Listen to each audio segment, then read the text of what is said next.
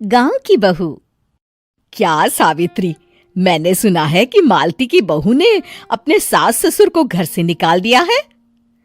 अब क्या कहूँ, आजकल की बहुओं का कोई भरोसा नहीं है, कब क्या कर दें। मालती की बहू को देखकर कौन कह सकता था कि वो ऐसी निकलेगी।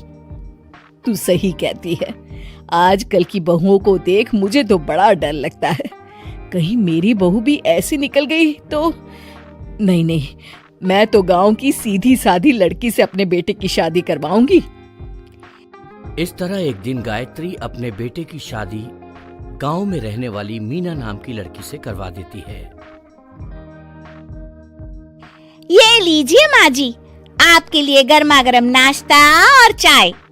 अरे वाह बहू, सच कह रही हूँ, जब से तू इस घर में आई है मुझे तो बड़ा आराम है।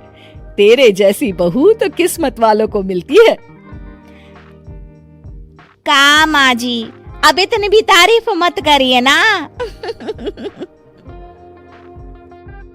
धीरे धीरे मीना गायत्री की चहेती बन जाती है और मीना भी गायत्री को कभी शिकायत का मौका नहीं देती थी।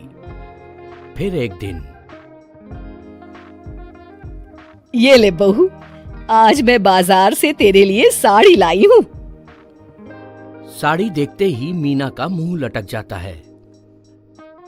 का माँ जी, ये भी कोई साड़ी है?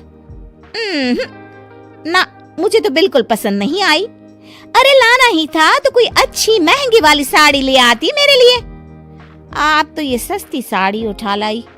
मुझे नहीं ना चाहिए आपकी ये साड़ी, आप ही पहनिए इसे।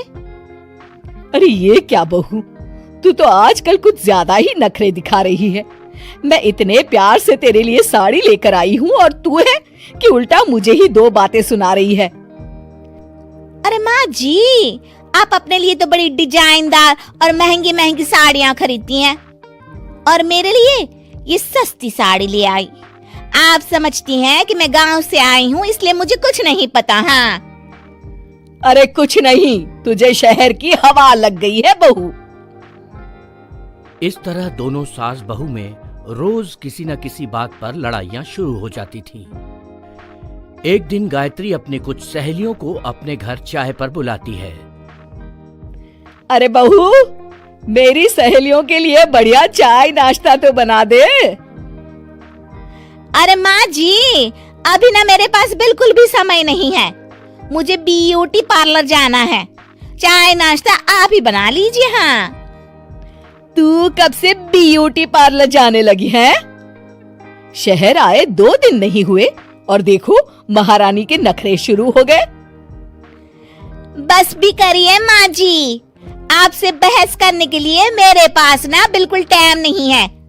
आपका क्या है, आप समझती हैं कि मैं गांव से आई हूँ तो मुझे कुछ नहीं आता और आप जो रोज रोज मुझसे मेहमान नवाजी करवाती रहती हैं नौकरानी की तरह। मीना के कमरे में जाते ही, अरे ये क्या गायत्री, तू तो अपनी बहू की बड़ी तारीफ कर रही थी, लेकिन ये तो तुझे कुछ समझती ही नहीं। भाई मुझे तो लग रहा था कि तेरी बहू गांव की है तो सीधी सादी होगी, लेकिन इसने तो शहरी बहुओं को भी मात कर दिया। हाँ। अपनी सहेलियों के सामने अपनी बेइज्जती होते देख गायत्री आग बबूला हो जाती है। अरे क्या शहर और क्या गांव, मेरी तो किस्मत ही फूटी थी जो मैं इसे बहू बना के ले आई। भगवान जाने आगे और क्या क्या करेगी। अब तो मुझे कुछ ठीक नहीं लगता। तू जरा संभल के रहना, कहीं मालती की तरह तेरा भी हाल बेहाल ना हो जाए। अच्छा, अब हम चलते हैं। अपनी सहेली की बातें सुनकर गायत्री थोड़ी घबरा जाती है। अरे ये सुशीला क्या बोलकर चली गई, कहीं इसकी बात सच ना निकल जाए।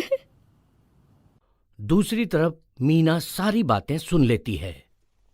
अगले दिन से गायत्री अपनी बहू से कोई काम करवाने से पहले 10 बार सोचती थी। ज्यादातर काम वो खुद ही कर लेती थी। अचानक अपनी सास में आए इस बदलाव को देख मीना, लाइए ना माँ जी, मैं कर देती हूँ ना काम। एक बात पूछूं माँ जी, आजकल ना आप बड़ी चुप चुप सी रहती हैं और अब मुझसे झगड़ना तो दूर, मुझसे खुल के बात तक नहीं करती आप। कुछ नहीं बहू, ऐसे ही।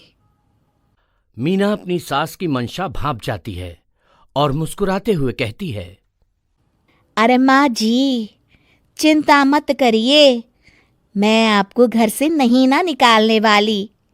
ये डर आप अपने मन से निकाल दीजिए। अरे छोटे मोटे झगड़े तो हर घर में होते रहते हैं, चाहे कुछ भी हो जाए, आप मेरी सासू माँ हो। मैं तो जिंदगी भर आपकी सेवा करूंगी माँ जी।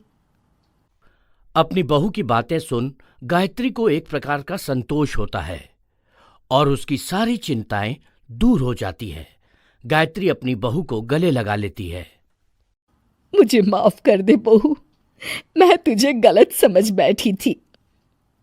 कोई बात नहीं माँ जी, ये ना घर घर की कहानी है। हाँ।